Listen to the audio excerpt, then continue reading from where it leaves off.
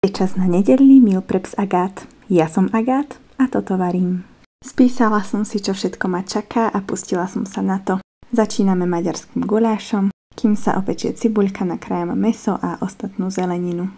Paradajky a papriky. Vnímate to aj vy, že v lete táto zelenina chutí oveľa lepšie ako v zime? Ja hej. Ochutíme, okoreníme, pridáme zeleninku, pomiešame a necháme 3 hodiny dusiť.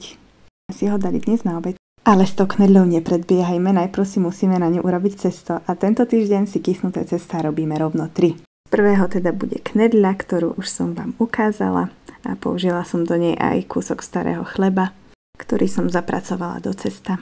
Po vykysnutí som urobila 2 bochničky a tie som spravila nad parou. Proste knedľa, klasika. Ďalej som robila chlieb, znovu som spravila 2 bochničky, pretože urobiť 2 bochníky chleba je zhruba toľko práce, ako urobiť jeden a tým druhým môžem niekomu spraviť radosť. V lani sme boli na dovolenke v Chorvátsku a stále sme tam jedli čevapy. A keďže tento rok nám táto chuť chýba, tak som si povedala, že ich spravím doma. Preto som sa pokúsila urobiť pečivo zvané lepiňa, do ktorej sa tieto čevapy potom dávajú. Na prvý pokus nie je zlé.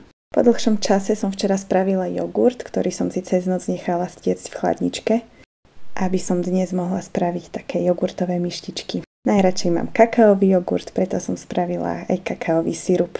Tiež budem robiť jahodové jogurty s mojím domácim jahodovým džemom, ktorý nádherne vonia. Na dno myštičiek teda dám príchuť a na ňu pôjde stečený jogurt. Stieklo trošku viac, ako som si predstavovala, takže trochu srvátky som do neho vrátila, aby mal požadovanú konzistenciu. Zvyšok sirupu som zliala, dám ho do chladničky a jogurty vyzerali takto. No a stečenú srvátku použijem ako základ na korpus do kokosového rézu.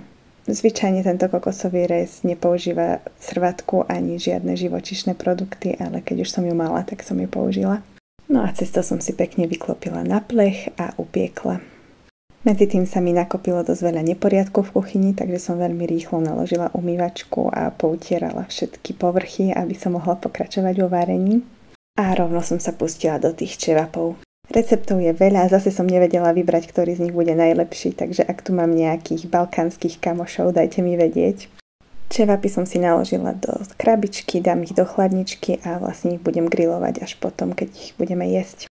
No a na vychladnutý koláčik dávam kokosovú plnku a na vrchu to ešte polejem rozpustenou čokoládou so zvyškom kokosového mlieka. Cez týždeň budem ešte robiť pečené kurčatá, ktoré si teraz iba nasolím, nakorením a zamrazím, aby som ich mala prichystané. No a mám hotovo. A čo vy?